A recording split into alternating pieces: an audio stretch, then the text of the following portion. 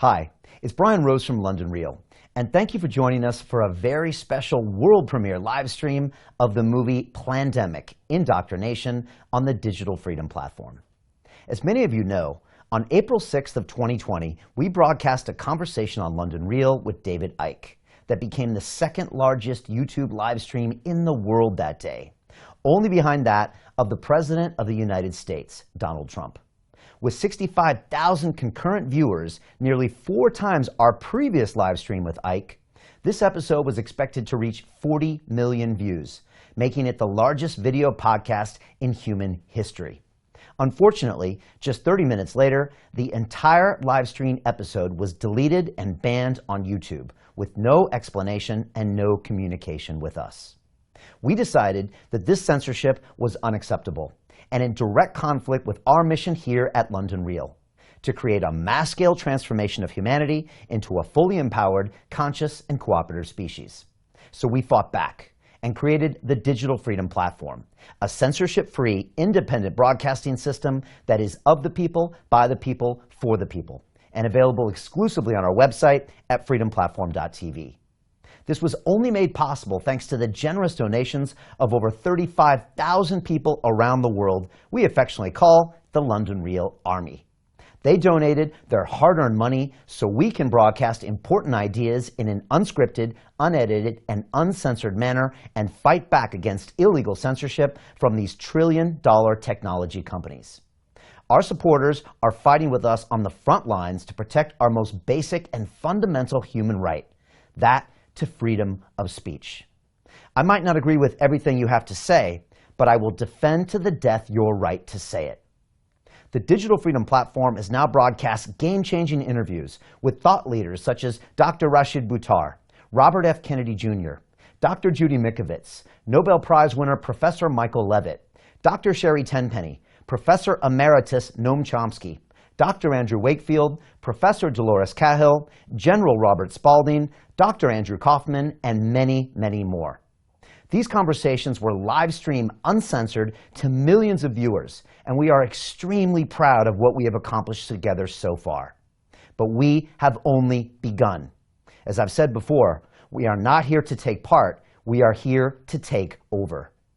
For anybody wanting to join us and become a founding member of the Digital Freedom Platform, you can visit freedomplatform.tv/give to donate and fight with us on the front lines to protect our human rights. Today, I am very excited to be working with Mickey Willis, the director of Plandemic, and his incredible team in order to live stream to the world this game-changing film. Can everyone watching now please share this link via the sidebar to any and all of your social media channels? Let me repeat that. Can everyone watching please share this link now via the sidebar to any and all of your social media channels? This is important.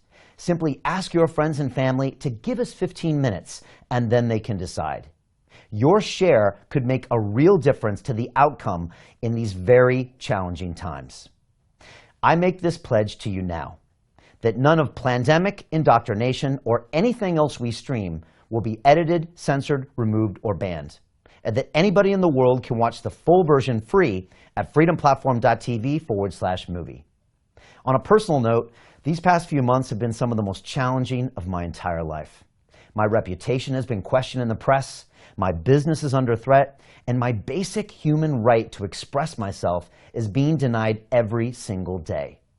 But this has also been the most empowering time of my life, with millions of people from around the world rising up and voicing their support for our movement. As a result, I have never been so steadfast in my convictions to fight for these basic, fundamental human rights, to freedom of speech and freedom of the press. And that is why we are broadcasting here today.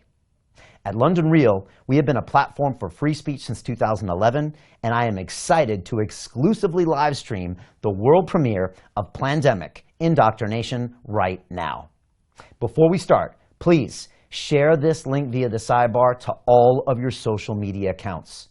Your single post could make the difference in our battle against the tyranny of censorship. Thank you, and enjoy the film.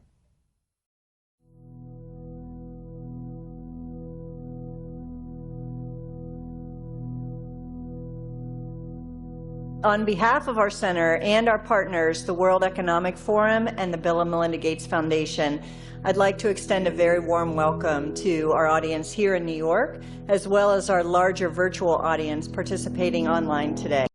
The Event 201 scenario is fictional. Today's scenario is going to simulate meetings of a multi-stakeholder group called the Pandemic Emergency Board. We're at the start of what's looking like it will be a severe pandemic. And there are problems emerging that can only be solved by global business and governments working together. There's been some conspiracy theories that are around about the potential that pharmaceutical companies or the UN have released this for their own benefit. And maybe this is a time for us to showcase some cases where we are able to bring forward some bad actors and leave it before the courts to decide whether they have actually spread some fake news. A new coronavirus. Infected people got a respiratory illness with symptoms ranging from mild flu-like signs to severe pneumonia. In related news, a significant demand for personal protective equipment like N95 masks and gloves are on the rise. Patients are overwhelming healthcare facilities. People are avoiding public spaces out of fear of infection and in compliance with public health recommendations. Our U.S. affiliate has just released polling results on public expectations for a vaccine, and 65% of those polled are eager to take the vaccine, even if it's experimental. I'm not optimistic about having a vaccine in time to be relevant during this pandemic. With enough money and political will, anything is possible. Penalties have been put in place for spreading harmful falsehoods, including arrests. If the solution means controlling and reducing access to information, I think it's the right choice. What exactly are the risks and benefits of staying home from work? Absolutely, we need to save lives, but we literally cannot afford a heavy-handed response that suffocates our economy. The world saw large-scale protests and in some places riots. This led to violent crackdowns in some countries and even martial law. The public lost trust in their respective administration. Economists say the economic turmoil caused by such a pandemic will last for years. The societal impacts, the loss of faith in government, the distrust of news, and the breakdown of social cohesion could last even longer. We have to ask, did this need to be so bad? On May 4th, 2020, as part of a documentary series called Plandemic, I released an interview featuring science whistleblower, Dr. Judy Mikovits. The interview received fierce backlash for spreading what the media declared dangerous conspiracy theories. As a father and a veteran media producer, there was no way that I would release harmful information into the world during a moment as vulnerable as now. I had known Dr. Judy for 2 years before filming her interview. I read her book, then thoroughly researched and vetted her story.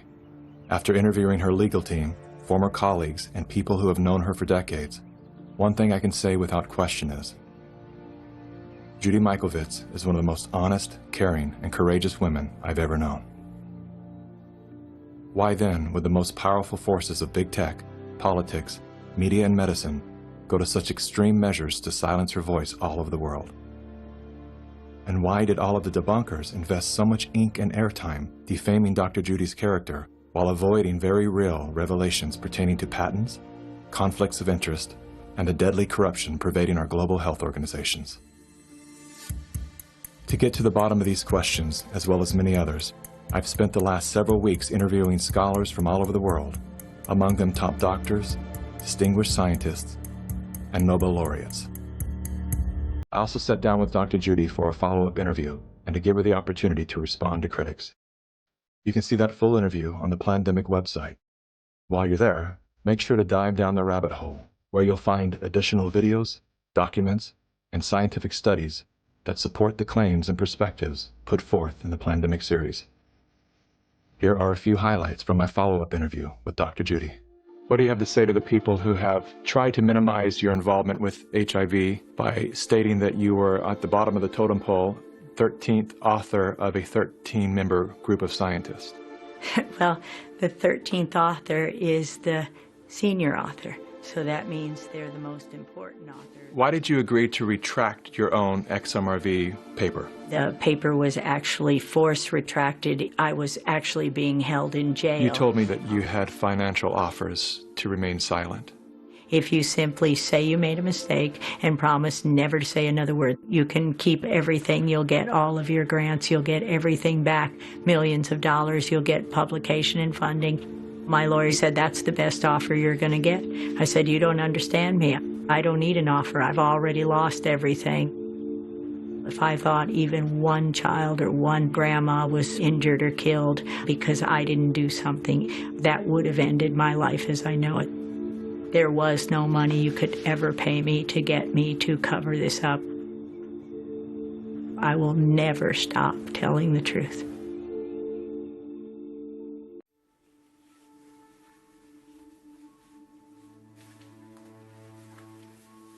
I'm the developer of Linguistic Genomics, which was the first platform on which you could determine the intent of communication rather than the literal artifact of communication.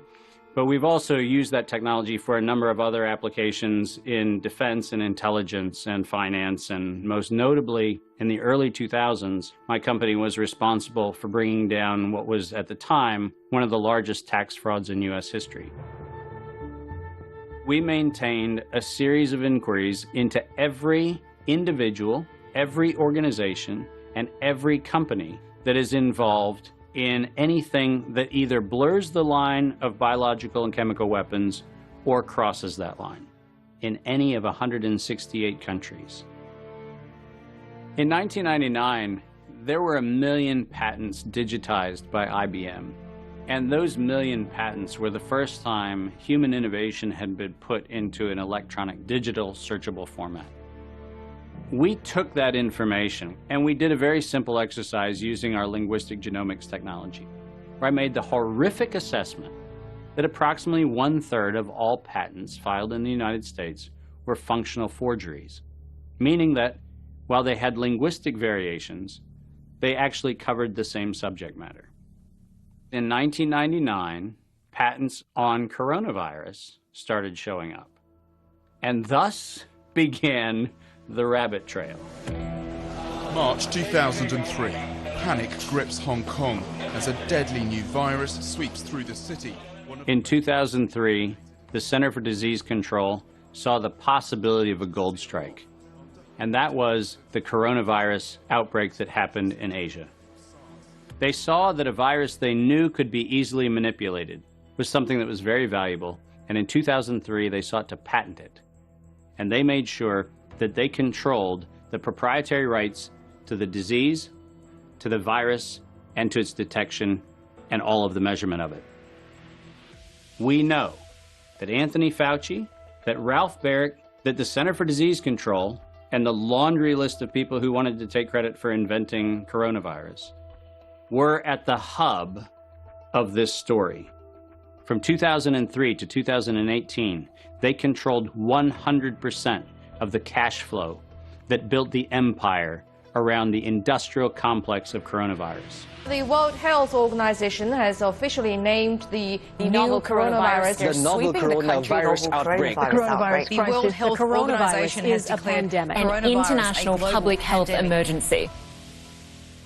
While we know that the coronavirus manipulation started with Dr. Ralph Baric in 1999. The major characteristics of SARS, MERS, and SARS coronavirus 2. It's a good way for you. Ralph Baric is the researcher at the University of North Carolina, Chapel Hill, who's famous for his chimeric coronavirus research.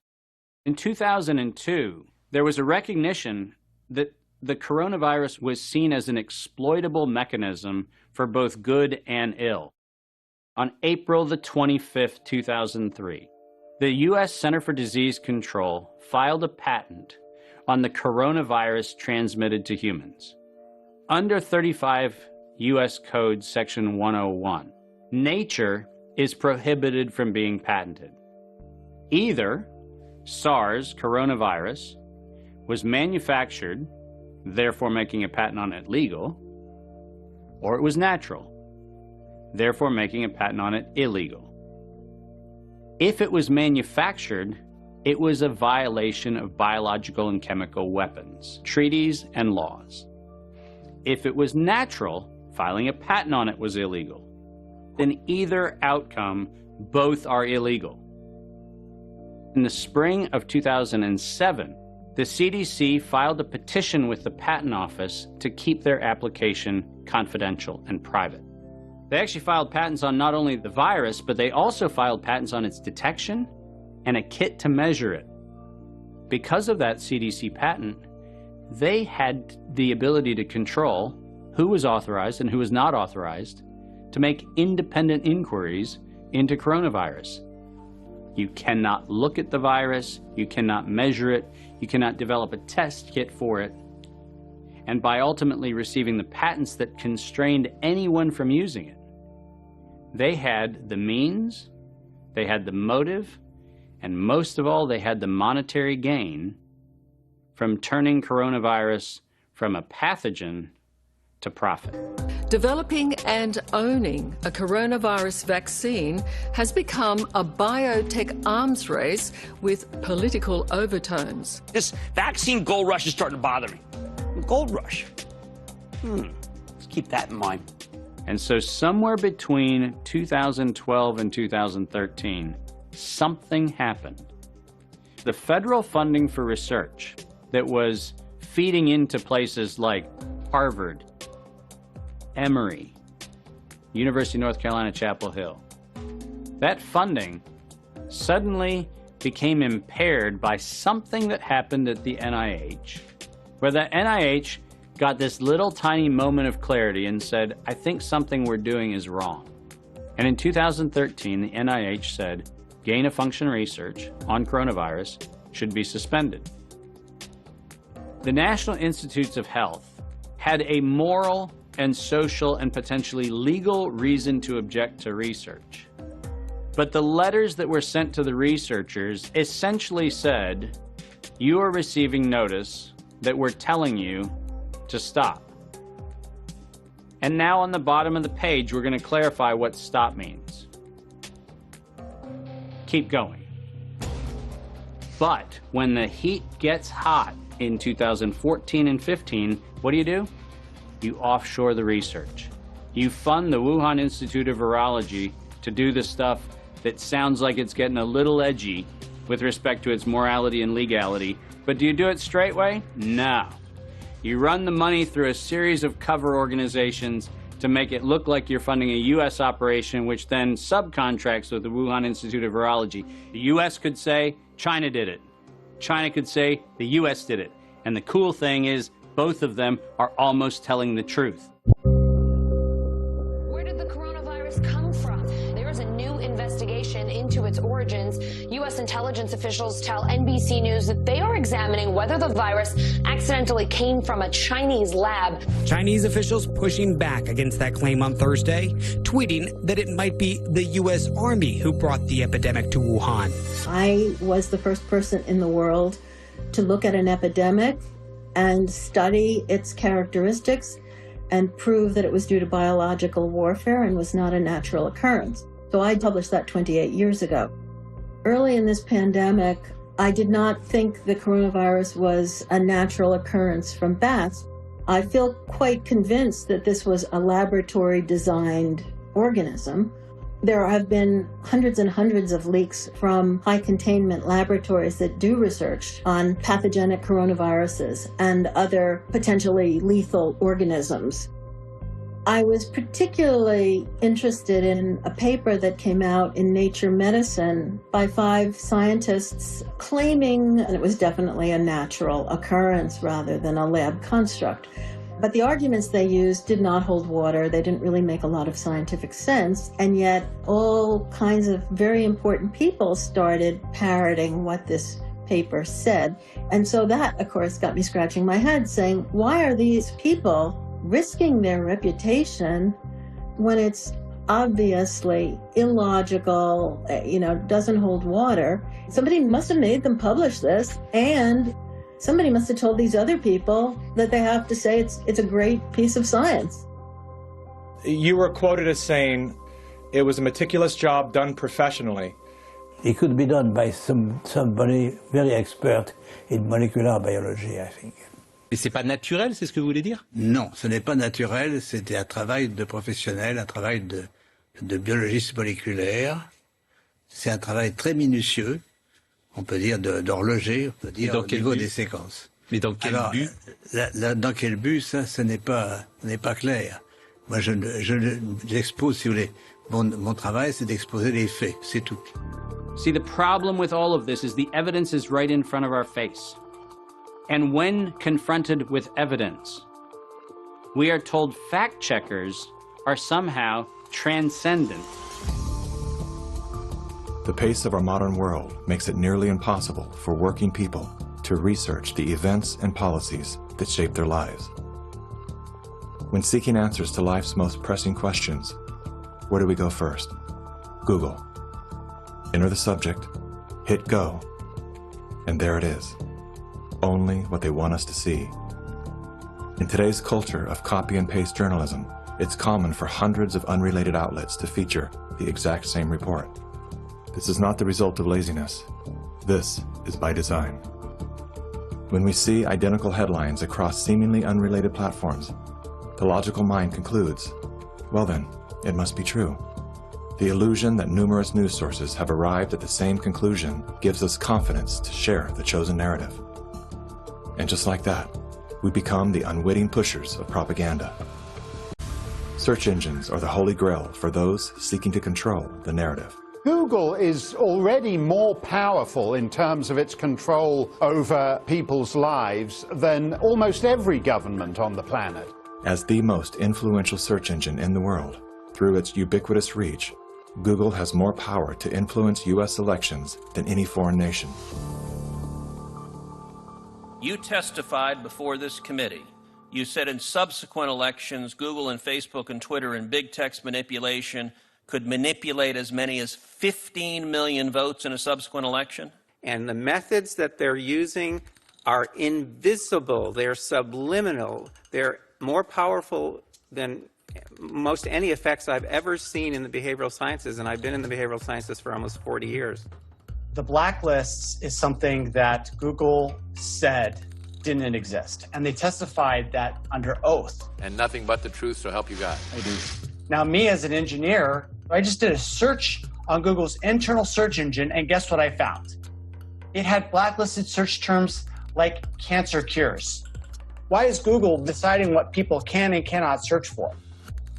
What was once an efficient tool for navigating the world of information is now a network for global surveillance, data collection, and social engineering. Now let's take a look at a few of the most commonly used fact checkers, beginning with Snopes. The husband and wife duo of David and Barbara Mickelson founded Snopes.com in 1995. They have no journalism background or training whatsoever. They built their fact-checking empire by using Google as their primary verifying source.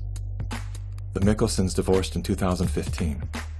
Barbara sued David for embezzling money that he allegedly spent on prostitutes, as well as a lavish honeymoon with his new wife, who worked as an escort in Las Vegas before joining the Snopes cast of characters.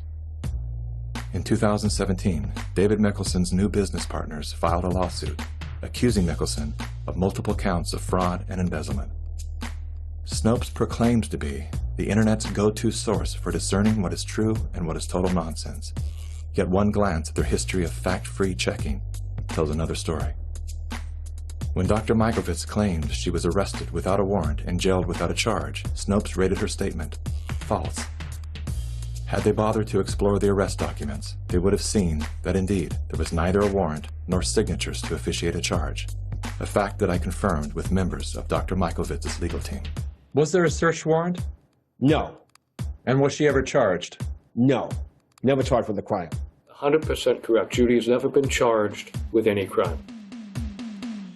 Facebook's fact-checking arm, PolitiFact, is owned by the Poynter Institute, which has received substantial funding from big pharma allies such as Google and the Bill and Melinda Gates Foundation. Like Snopes, PolitiFact has a history of misleading the public. In late January of 2019, PolitiFact, Snopes, and FactCheck.org raced to squash the notion that coronavirus and its treatments were patented. They reviewed only 3 of the 4,452 publicly available patents, which unmistakably show that SARS coronavirus detection and treatment have been widely patented by both the public and private sectors. Facebook's founder pledged to the WHO, saying they would remove false claims and block exploitative ads. They're working with the World Health Organization and with the NHS, so they have a hotline, if you like, from those official sources. Wikipedia is the go-to destination for introductions to people, places, and things. Even the all-knowing Amazon Alexa calls on this digital encyclopedia. Alexa, who is Dr. Judy Mikovits? According to Wikipedia, Judy Ann Mikovits is a former American research scientist who is known for her discredited medical claims. She has been described as an anti-vaccination activist and a promoter of conspiracy theories, and has been accused of scientific misconduct. Wikipedia is supported by the Wikimedia Foundation, a non-profit parent organization with a long history of politically tied funders. Many named, many anonymous. What exactly does a Wikipedia donor receive in exchange for their generosity? What began as an unbiased open-source platform is now weaponized to undermine the work and reputation of anyone deemed a threat to its stakeholders. And once they smear you, they lock you out from making corrections to your own bio. In summary, most independent fact-checkers are neither independent nor factual. Simply put, they are political spin machines. And so what they have done is they've decided that there's an approved narrative. If it is in line with the CDC's public pronouncements, and if it's in line with the World Health Organization public pronouncements, it is presumed to be correct. I don't have to remind many Americans that the Center for Disease Control was the one that said you should use DDT in your homes. Used right, it is absolutely harmless to humans and animals. Remember the name, DDT. It spells certain death. A scientific panel today reported that pesticides may indeed represent a grave threat to mankind. Remember the swine flu scare of 1976? That was the year the U.S. government told us all that swine flu could turn out to be a killer, and Washington decided that every man, woman, and child in the nation should get a shot to prevent a nationwide outbreak, a pandemic. Well, 46 million of us obediently took the shot. Did anyone ever come to you and say, there's the possibility of neurological damage if you get into a mass immunization program? No. No one ever did? No. I can't believe that they would say that they did not know that there were neurological illnesses associated with influenza vaccination. That simply is not true. We did know that. And he's lying. I guess you would have to make that assumption. Then why does this report from your own agency list neurological complications as a possibility? You didn't feel it was necessary to tell the American people that information. Dr. Sensor's CDC also helped create the advertising to get the public to take the shot. The vaccines are safe, so roll up your sleeve. And now Americans are claiming damages from Uncle Sam amounting to $3.5 billion.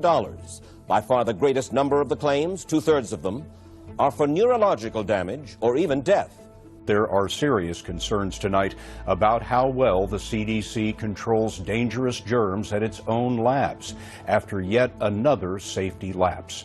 For the third time in a month, the CDC acknowledged deadly pathogens were handled incorrectly in government labs. That CDC is the CDC that allegedly is looking out for your public health.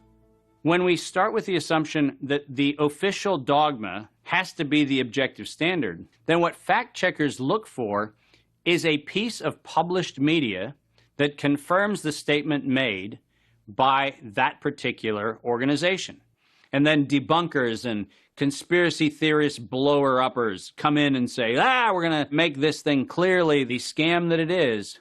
Every media outlet that is in the public media right now has planted evidence, and they have re-ranked pages. So if you look today at face mask wearing, and if you look today at social distancing studies, you will see the studies that used to be number 1, number 2, number 3 on the pages of PageRank search don't exist anymore. And what is there are studies that wind up having headlines that support the common narrative. You're going to be hearing more about advanced guidelines? Because if you can keep people from assembling, guess what they're not talking about? They're not talking about the issues of the campaign. If you can keep people in their homes, the only source of information that you can have is what you curate for them. Now I know how to target my electorate. They're in the only place I allowed them to be, being fed the only message I'm allowing them to hear, through a media that I control. Since the invention of the printing press, there's been a battle to control disseminated information. In the early 1900s, oil tycoon John D. Rockefeller took control of every newspaper and news editor of his era. He became America's first billionaire, paving the way for the power-hungry ever since. Thus began the gold rush for the modern world's most precious resource, the narrative. Do you have any people being paid by the CIA who are contributing to a major circulation American journal? During a Senate committee investigation, it was revealed that the CIA had been conducting a covert operation to infiltrate and control U.S. media. They called it Operation Mockingbird. We do have people who submit pieces to American journals. Do you have any people paid by the CIA who are working for television networks? This, I think, gets into the kind of details, Mr. Chairman, that I'd like to get into in executive session. Over 3,000 CIA contracted and trained operatives were placed in key positions within top media outlets. Posing as editors and journalists, these well-paid actors never dared to question the effect of their lies on the world beyond their cozy studio. How often does the CIA manipulate the media in this way? It goes beyond your wildest imagination. Setting up student organizations so they could draw radical students in. 5,000 university professors co-opted to help the CIA manipulate people's minds. Journalists in the U.S., including big-name journalists, co-opted to function routinely to help the CIA put out stories and biases to the world. As this 1952 CIA memo says, the aim is controlling an individual to the point where he will do our bidding against his will. It's a great brainwashing process to change the perception of reality of every American to such an extent no one is able to come to sensible conclusions in the interest of defending themselves, their families, their community, and their country. Would you say that continues today? Well, I would think probably for a reporter it would continue today, but because of all of the revelations, I think you've got to be much more careful about it. So how do we know that Operation Mockingbird still isn't in effect? Well, we don't. It was the Telecommunications Act of 1996 that opened the door for predatory corporations to monopolize the industries of print and broadcast. This bill protects consumers against monopolies. It guarantees the diversity of voices. Today, a handful of corporate empires own and control the vast majority of everything you read, hear, and watch. From the biggest movie studios, television and radio networks, newspapers and magazines, to the vast universe of internet news and entertainment sites. Amazon has transformed its operations in response to COVID-19 to protect employees and keep packages flowing. The company is keeping its employees safe and healthy while still delivering those packages to your doorstep. The company is keeping its employees safe. Keeping its employees safe. The company is keeping its employees safe. Millions of Americans staying at home are relying on Amazon. And that is how it works. It's like a house of mirrors, where you're seeing the same thing over and over and over again, except it's distorted. There's an industry that is paid to go after and target journalists, whistleblowers, and inundate our consciousness and the images we see to try to ruin, destroy, or smear the idea that they don't like or the person who's delivering it. You smear somebody with falsehoods and all the rest, and then you merchandise it. And then you write it, and they'll say, see, it's reported in the press, so they have that validation that the press reported the smear, and then it's called the wrap-up smear. Now I'm going to merchandise the press's report on the smear that we made. And it's a tactic. Welcome back, everybody. News personalities are not the only high-paid actors to serve the propaganda machine. Most late-night talk shows are owned by the same corporate overlords and thus follow the same script, only laced with a laugh. Our main story tonight concerns conspiracy theories. Last Week Tonight with John Oliver featured a skit entitled Coronavirus Conspiracy Theories. Like the claim that the moon landing was faked. First thing to note here is that Mr. Oliver opens with commentary about conspiracy theories that are completely unrelated to coronavirus. This is the standard tactic used by propagandists to set a tone so that anything that follows will be seen through the lens of absurdity. Plandemic, a pseudo-documentary filled with a hodgepodge of conspiracy theories. Mr. Oliver then does his best to debunk Dr. Judy's claim that she was arrested but never charged with a crime. She was absolutely criminally charged. This was not an oversight, but a blatant lie. Prior to the taping of this episode, Mr. Oliver had the official arrest documents that clearly prove that Dr. Judy was never charged with a crime. Mr. Oliver then attempts to debunk the idea that a beach, aka nature, holds any value in boosting our body's natural immune system. Instead of challenging the point with science, he kills it with a smear. Everything that you just said is insane. Television is not the truth. We deal in illusions, man. None of it is true. But you people sit there day after day, night after night, all ages, colors, creeds. We're all you know. You're beginning to believe the illusions we're spinning here. You're beginning to think that the tube is reality and that your own lives are unreal. This is mass madness, you maniacs. In God's name, you people are the real thing. We are the illusion. So turn off your television sets. Turn them off now. Turn them off right now. Turn them off and leave them off. Turn them off right in the middle of the sentence I'm speaking to you now. Turn them off. In 1979, the world decided that we needed the Bayh-Dole Act because we needed to reform our patent system. And one of the modifications was we allowed recipients of federal funding to patent and retain economic interest in the research that the public paid for. You get a $5 million grant from the taxpayer, and then you get to charge the taxpayer a premium for the technology they paid to develop. Pfizer is going to get nearly $2 billion. Moderna receiving $438 million in taxpayer money. And yet both companies have said they will not sell the vaccine at cost. They're going to make a profit on it. Should pharmaceutical companies profit off this vaccine research that taxpayers have helped fund? The Bayh-Dole Act failed the American people because rather than standing on the shoulders of giants, we now kneel at the feet of greed.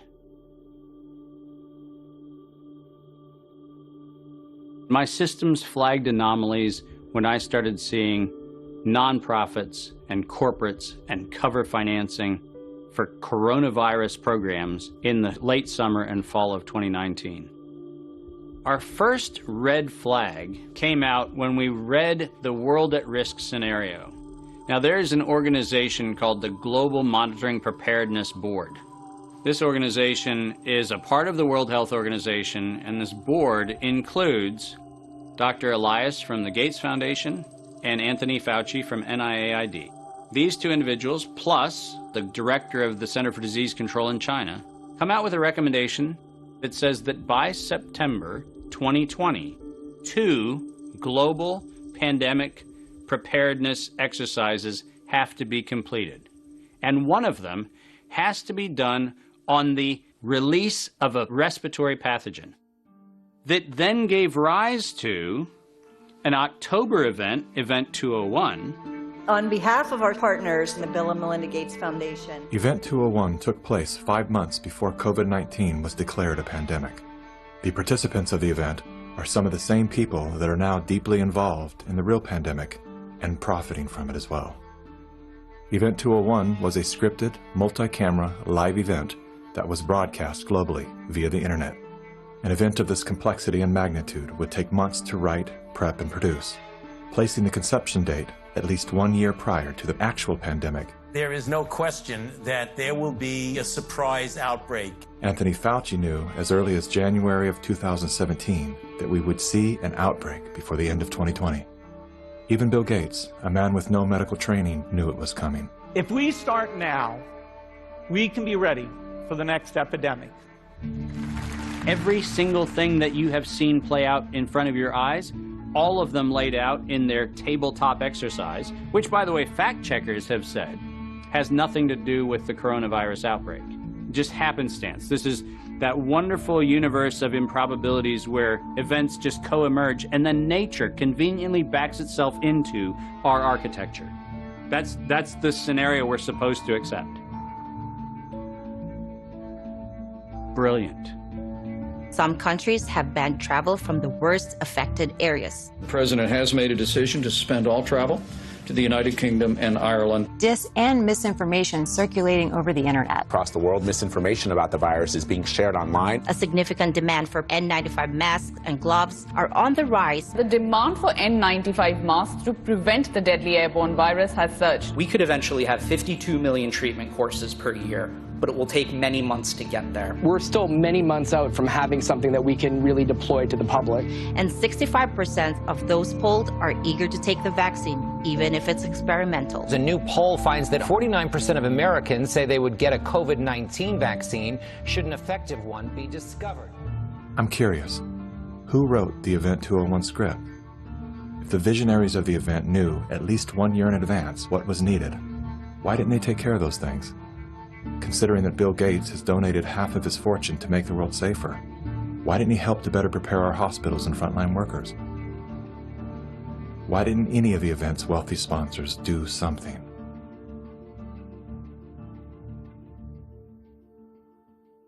Now here we are.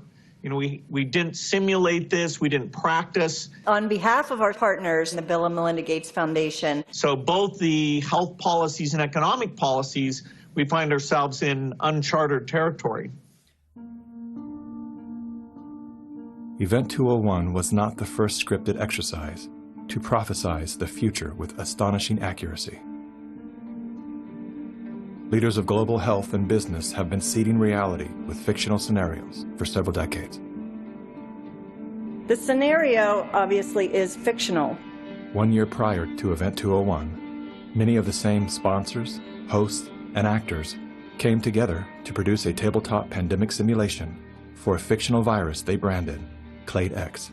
1 year to produce a vaccine for this is too long. We should have stockpiled, we didn't, but we're going to have to look at that vaccine question to see if we can speed up the delivery. And if we do not have the public with us, we're in big trouble.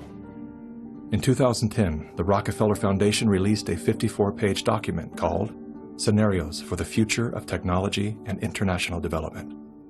Page 18 features the pandemic scenario, Lockstep, a world of tighter top-down government control and authoritarian leadership, with limited innovation and growing citizen pushback. China's government was not the only one that took extreme measures to protect its citizens from risk and exposure. During the pandemic, national leaders around the world flexed their authority and imposed airtight rules and restrictions, from the mandatory wearing of face masks to body temperature checks at the entries to communal spaces like train stations and supermarkets. Even after the pandemic faded, this more authoritarian control and oversight of citizens and their activities stuck and even intensified. Leadership, unfortunately, is compromised. And by that I mean that individuals are placed in power for their ability to be influenced, not their merits of leadership. Nothing could be clearer than the leadership of the World Health Organization. The World Health Organization is the institution granted exclusive power to guide and protect the health and wellness of humanity. The WHO is sustained by private donations, the bulk of which are made by pharmaceutical and biotech corporations who have a vested financial interest in the organization's support. In 2017, the Associated Press reported that the WHO routinely spends about $200 million a year on travel expenses, more than what it spends to fight some of the biggest problems in public health, including AIDS, tuberculosis, and malaria combined. The WHO's repeated issuing of inaccurate and bad advice is not merely the result of incompetence, but rather the direct result of the Communist Party of China deliberately buying out WHO's leadership. On the nomination of the Executive Board, appoints Dr. Tedros Adhanom Ghebreyesus as Director General of the World Health Organization. Tedros Ghebreyesus is the World Health Organization's first Director General that isn't a medical doctor. No Tedros for WHO! No Tedros for WHO! The appointment to the organization's highest position was controversial, given that in his previous role as Ethiopia's health minister, Tedros was accused of covering up 3 major health epidemics. Tedros is no stranger to controversy. As a former Minister of Health in Ethiopia, he has been accused of an alleged cover-up of 3 possible cholera epidemics. Prior to his appointment, Tedros was a high-ranking member of the Tigray People's Liberation Front, a brutal and corrupt political group responsible for crimes against humanity, including bombings, kidnappings, tortures, and killings. How does a man with such a controversial past score the top position at the world's most influential health organization? I have known Bill and Melinda for many, many years now. While serving as Ethiopia's health minister, Tedros became intimately intertwined with both the Gates Foundation and the Clinton Foundation. The health minister of Ethiopia, one of the ablest public servants I ever worked with. With the backing of the 2 most powerful foundations on earth and the full support of the Communist Party of China, Tedros was a shoo-in. We will have many body bags in front of us if we don't behave.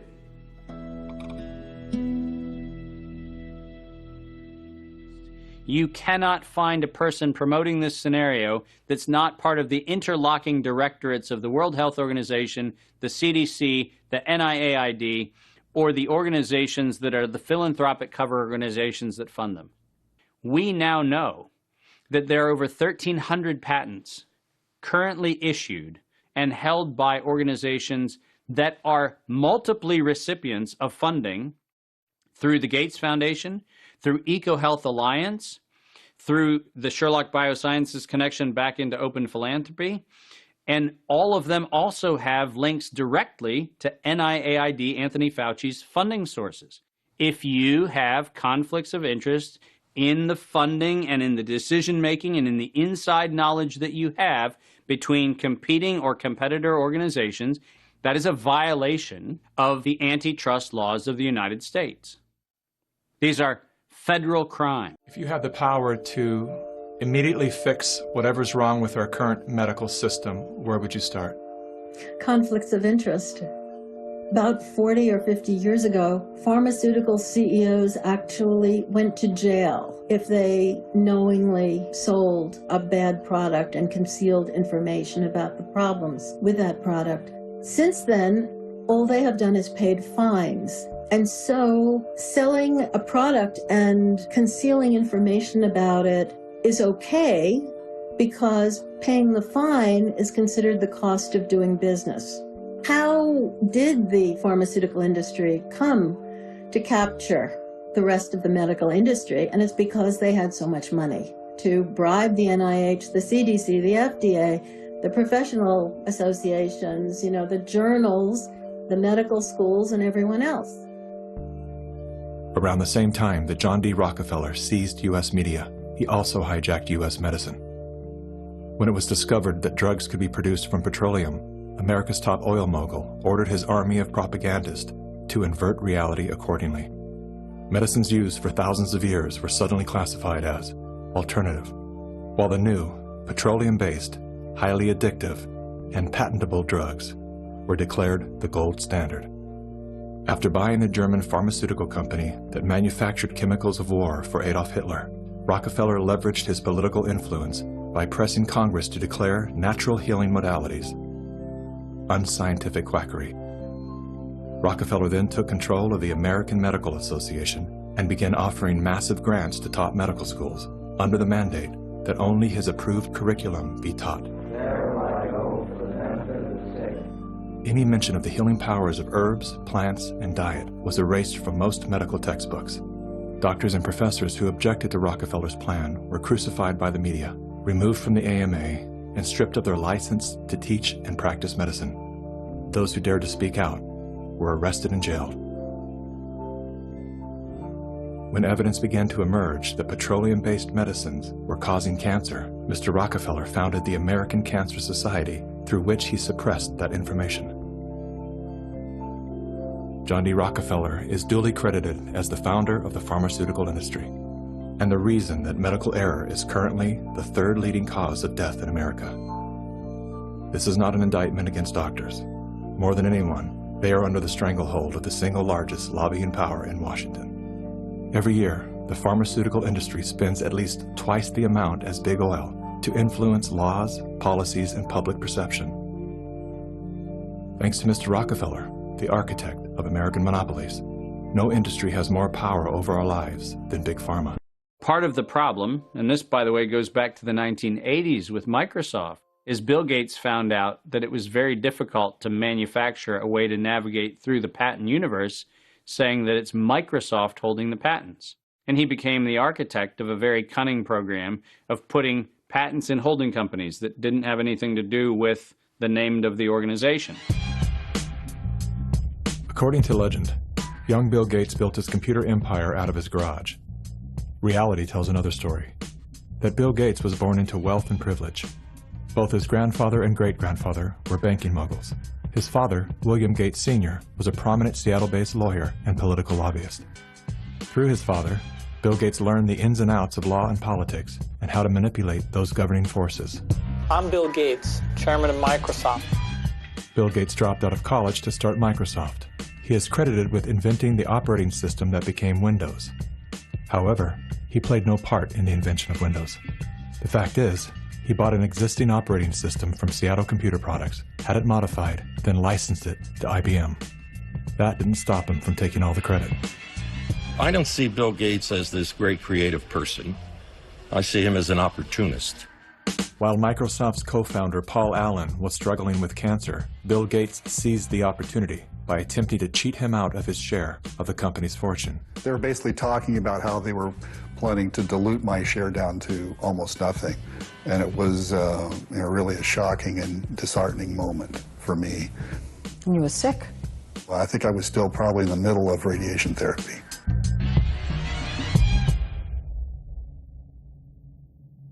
Gates' business strategies came under fire in 1998 when the United States Department of Justice sued Microsoft for antitrust violations. This is tape 3 of the videotape deposition of Bill Gates on September. During the 18-month trial, Gates gave hours of videotape testimony.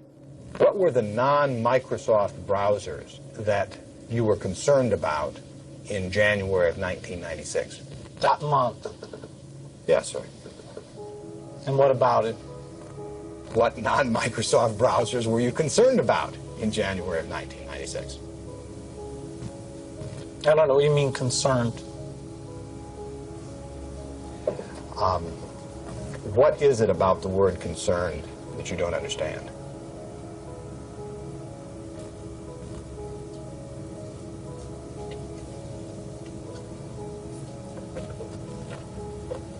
I'm not sure what you mean by it. The Justice Department has charged Microsoft with engaging in anti-competitive and exclusionary practices designed to maintain its monopoly in personal computer operating systems. In a move to overshadow the negative press, Gates invested $100 million to set up the Bill and Melinda Gates Foundation. Overnight, Bill Gates transformed his public image from ruthless tech monopolizer to the world's most generous philanthropist. I'm pleased to announce that we're pledging an additional $1 billion to save. We had the chance to witness Bill Gates 2.0, the man you don't know. The rebranding campaign paid off. His net worth swiftly doubled, earning Bill Gates the title of richest man in the world. You've invested $10 billion in vaccinations over the last 2 decades, and you figured out the return on investment for that, and it kind of stunned me. Can you walk us through the math?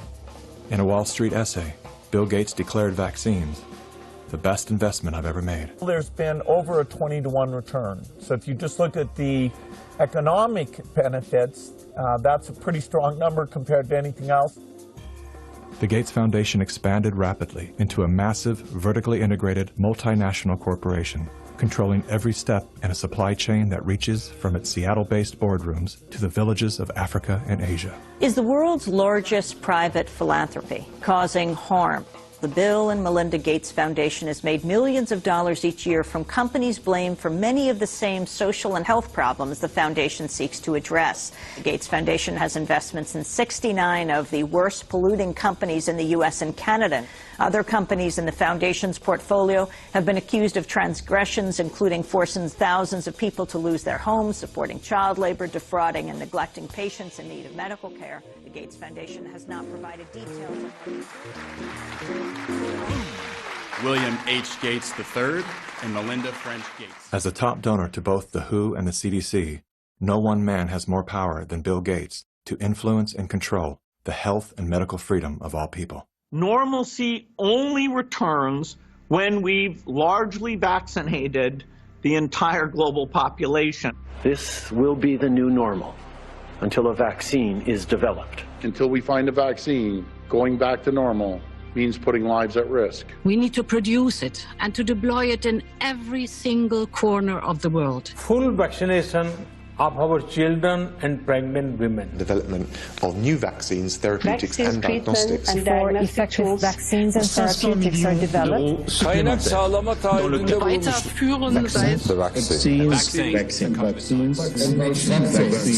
We've already bought the syringes. We already know where it's going to happen. We're thinking about what that's going to be. It's all part of this plan. Our military is now being mobilized, so at the end of the year, we're going to be able to give it to a lot of people very, very rapidly.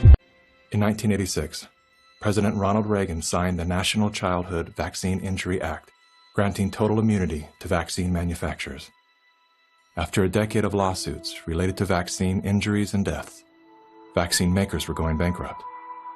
In a move to coerce policymakers, vaccine companies threatened to stop making vaccines until they could be legally shielded from liability. To this day, when someone is injured or killed as the result of an adverse reaction, it is the U.S. taxpayers that pay for the damages.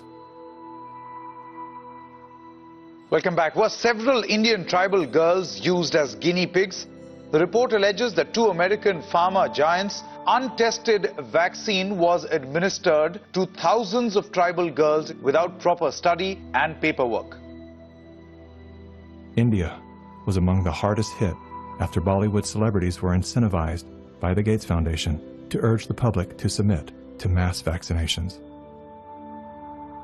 In 2009, tribal children were administered the HPV vaccine. Over 24,000 girls were told they were being given wellness shots, in many cases without the informed consent of a parent or a guardian. The people that were administering these vaccines lied to the guardians of these girls and told the girls, oh, this is going to cure cancer, you're never going to have cancer. And these girls became severely injured. Some of them developed seizures, some of them developed cancer, and 7 girls died. And there was no insurance, there was no assistance for them, and the Gates Foundation denied that it had been clinical trials. And it was so bad that the parliament in India created a task force, they studied it, and they kicked out the Gates Foundation. But India is a barbaric country. Things happen here in a very barbaric way. But I was surprised to find an American organization operating in broad daylight, doing things in a very, very, let's say, Indian fashion. And so the route I took was that I want the whole procedure to be investigated. The Indian Parliament formed a committee, and it was to me a rather surprising move because you generally don't often have such a high-level inquiry into matters affecting poor people. And that was such an extraordinary report. I don't think the Indian Parliament has ever come out with such a scathing report. And the government officials came up and said, we shouldn't have authorized this. We're sorry. We're not going to allow them again. And now they're back doing their same old tricks again. The good news is that human clinical trials can start as early as July 2020 for India's first COVID-19 indigenous vaccine that's been developed by Bharat Biotech. So you can imagine how the manipulation of the media, by the media, the manipulation of public opinion by leaders from all political parties unanimously saying we want a vaccine. And the worst thing is they are taken as philanthropists, whereas what this actually is the acquisition of political and financial power. And I think the second most populous country with 1.3 billion people is going to be a good base for pharmaceutical companies to make a killing and also kill a lot of people in the process. Yes, I just find it a pity that we haven't been able to get any benefit for the girls who suffered, you know. It's so terrifying as to what they're actually doing with the world. We're taking things that are, genetically modified organisms, and we're injecting them in little kids' arms. We just shoot them right into the vein. A 2018 scientific study released in the International Journal of Environmental Research and Public Health concluded that over 490,000 children in India developed paralysis as a result of the Gates-supported oral polio vaccine that was administered between the years of 2000 and 2017. Using all the usual sleight of hand, US-based media and fact-checkers rushed to bury the story. But thanks to the meticulous work of a team of Indian researchers and doctors, the inconvenient truth lives on the NIH.gov website. It's my honor to introduce Bill and Melinda Gates. Without any medical training, Bill and Melinda Gates founded the Global Alliance for Vaccines and Immunization, through which they fulfill their agenda to vaccinate the world. The foundation has been sued by the governments of some of the poorest and most vulnerable nations for causing serious harm through experimental vaccine programs. If you just look at healthcare workers around the world, they deserve to get the vaccine first. Here in the United States, really, it's going to be Black people who really should get it first, and many indigenous people. Vaccines were always taught to us that it was safe, it was healthy, this is things that we had to do. But given the position that I am in now as a state legislator, and looking at these studies and reviewing a lot of these studies, it's very scary. And I want the African American community to open up their eyes. Of all the places that Mr. Gates could have gone in the world, why did he settle on Africa? It's not because he cares about people that look like me. He cares about an agenda. African bodies have been used as lab rats for many years for Big Pharma. They are using us for trials, they are using us for testing, but as an African, I say no more. Africans, they're tired of becoming the guinea pigs of the world. Their antennas are raised and they're telling each other all over social media. They're on high alert right now. There is a policy of the American government. It's called the Kissinger Report, which was produced in the mid-70s. And it explicitly states that the purpose of the foreign policy in Africa was to reduce the population, because they have great mineral resources there. At the time, Kissinger and those involved with the Carter administration wanted to shrink the population, make sure that the Africans do not develop and do not use the resources for themselves, because we in the States, we need them. There is a concerted effort of foreign powers to control the population of Africa. Some children did survive the botched vaccinations last month and will recover, but 15, all under the age of 5, died from fever, vomiting, and diarrhea. Human errors contributed to the unfortunate deaths of the children. How can you believe Big Pharma but not believe these parents when they tell you that their children have been injured by Big Pharma? I don't care how big this corporate machine looks. As a parent, I can tell you, these people will never stop fighting for their kids.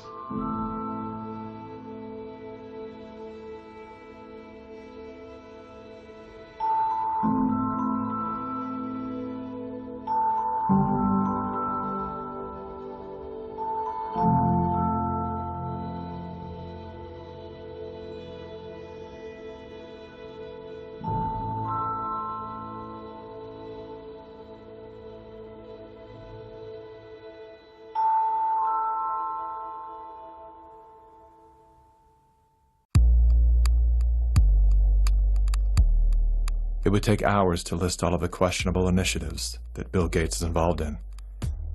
Here's a few of the highlights. Gates is one of the key funders in the stratospheric-controlled perturbation experiment designed to block out the sun in an effort to control global warming by releasing massive amounts of calcium carbonate and other materials into the upper atmosphere. Critics, including environmental scientists, have called the project a global genocide experiment. Gates has invested over $1 billion in Earth Now's global surveillance project. The project will launch hundreds of satellites into space, which will allow for the 24/7 monitoring of all people everywhere.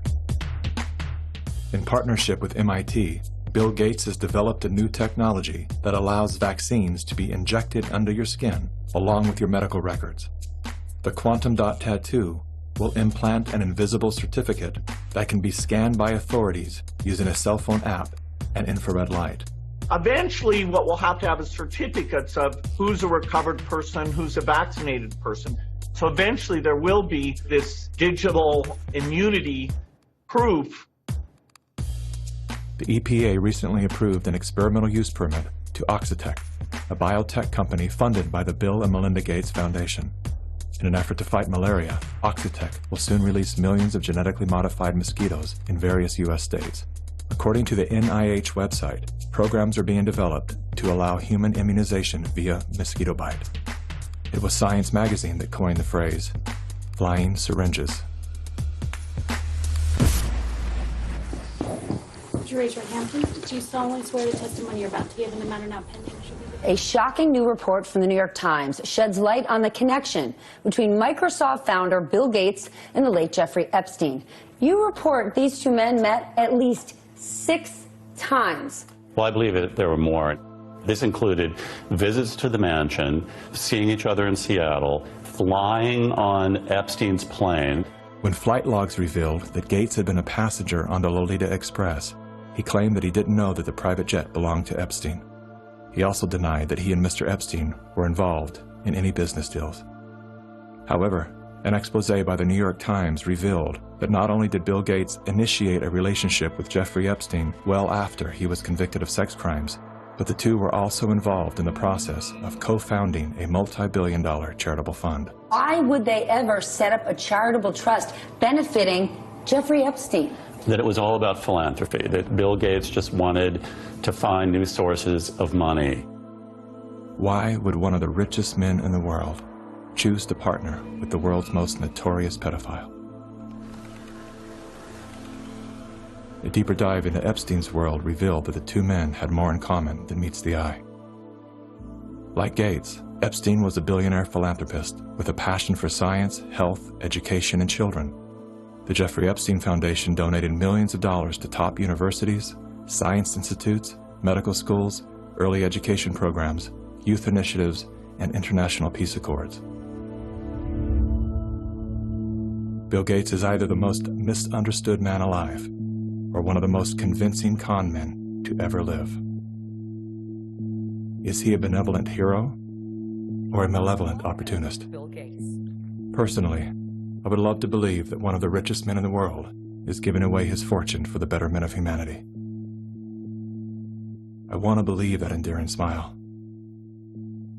I want to believe that his heart is as soft and warm as his sweaters. At the very least, I want to believe that he's unaware of the damage he's done.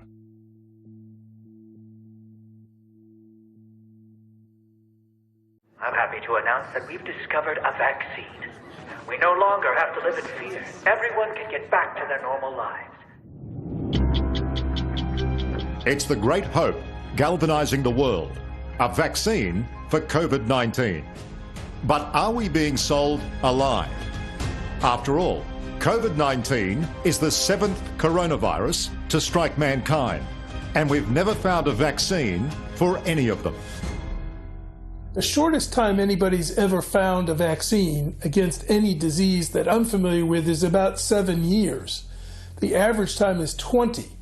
To be talking about a magic bullet coming in months, it borders on the absurd. People like myself and Tony Fauci are saying 18 months. A year to a year and a half. If everything went perfectly, we could do slightly better than that. But there will be a trade-off. We'll have less safety testing than we typically would have. And so governments will have to decide, do they indemnify the companies and really say, let's go out with this? Something that people should know about COVID-19 vaccines is they fall today under the PrEP Act, which came into being after 9/11 and after an anthrax scare. And this law gives virtually blanket liability protection. It's basically impossible to get any kind of compensation if you're injured. So people need to understand that if you take COVID-19 vaccines, you are absolutely on your own. If you're permanently injured, if you lose your job, if your healthcare expenses go through the roof, tough luck. Volunteers all across the country began getting shots today as part of the final phase of testing for an experimental vaccine being developed by the NIH and the drug company Moderna. The side effects for the Moderna vaccine sound concerning. We looked. After the second dose, at least 80% of participants experienced a systemic side effect. So, are these vaccines safe? Well, the FDA, not being pressured, will look hard at that. The FDA is the gold standard of regulators, and their current guidance on this, if they stick with that, is very, very appropriate. And the side effects were not super severe. That is, it didn't cause permanent health problems for the things there. Moderna did have to go with a fairly high dose, and so to get the antibodies. This isn't a vaccine story. This is a population management story. If your goal is to make this beautiful earth that we live on an exclusive playground for the entitled few, then populations that get in the way are a problem. And it is the empirical impulses of individuals who have decided that by outranking the rest of humanity, they can dictate upon humanity the conditions of their existence. Now we need to go and look in families to find those people who may be sick and remove them and isolate them. This bill enables the police to enter a home without a warrant. Madam Speaker, the police have never held that power. We will find out who lives in the house. If it's someone that is refusing, we will definitely consult with our health officer to look into next steps. So the Sheriff's Department and the Health Department showed up at her door with orders for her and her husband to wear ankle monitors. The couple says they never denied self-quarantining. You will no longer be able to leave home. Only one person will be able to go shopping once per day. Recreational activity is now no longer allowed. You will be allowed to have 1 hour of exercise no further than 5 kilometres from your home. Are you serious? Just for not having a mask? For no mask? Are you serious? We will shut you down. We will cite you. And if we need to, we will arrest you and we will take you to jail. You know the old expression about snitches? Well, in this case, snitches get rewards. Some people are ratting their neighbors out, calling the police, but others are turning to the internet, where social distance shaming has gotten ugly. In a time of crisis, trying to force compliance upon a population by making neighbors and friends distrust one another is exactly the opposite tactic we actually need. When human societies lose their freedom, it's not usually because tyrants have taken it away. It's usually because people willingly surrender their freedom in return for protection against some external threat. That's what I fear we are seeing now. This is a cognitive dissonant moment, which is being imprinted in your brain, just like remember the Great Depression, remember 9/11. Weapons of mass destruction. We are being conditioned to have the excuse for unbelievable acts of tyranny, which will be justified by remember 2020. And your loved ones, those that die, those that are infected, they're being used as cannon fodder, which is the ultimate desecration of their honor and integrity. And this is also a test of humanity, to see how much of our liberty we will let go before we finally draw the line under enough.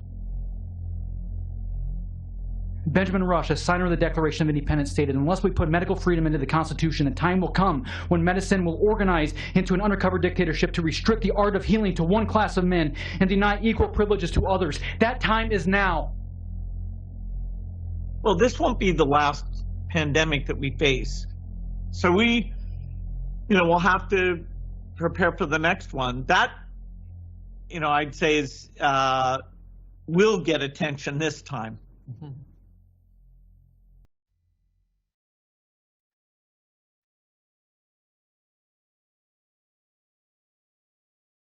This is not a time for us to go in a mob frenzy, find the perpetrators and haul them into the town square and pillory them. This is a moment for us to recognize that every decision that is being made today by any of the conspiring parties made perfect sense in each increment when each one of those decisions was made. The sum of those incremental steps has led to devastation because they lost touch with their fellow humanity. But that's an invitation for each one of us to examine how we're living and how not a single decision we make, not one, in any moment, is without consequence. This is our moment to reclaim our humanity.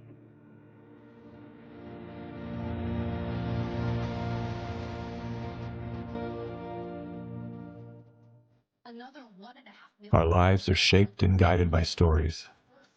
The stories we're told become the stories we tell. The more we hear them, the more we believe them. When used as a tool, they help us to better understand who we are, where we came from, and where we're going. When used as a weapon, they can be deadly. One of the most dangerous stories we've been told is the one that goes something like this. Humanity is a failed experiment. We are parasites, a cancer, a virus. Human beings are a disease. It is a myth that permeates our movies, our music, our media, and our minds. As they say, repeat a lie often enough, it becomes truth.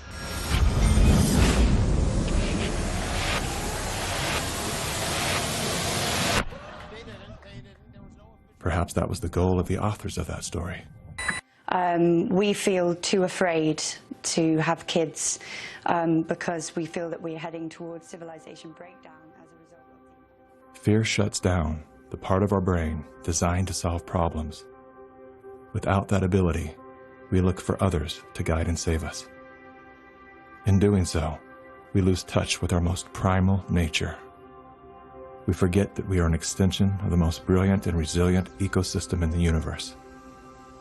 We stop eating food grown from the earth and begin consuming products processed from machines.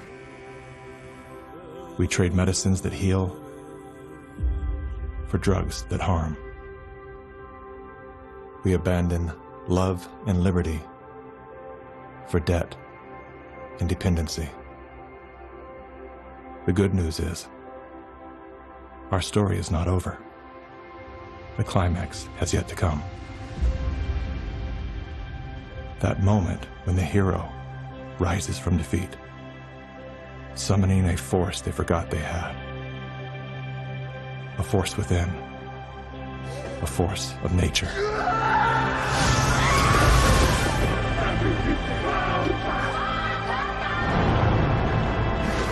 You people are the real thing. This nation will rise up. A new generation of Americans. It's time to think about the future generation.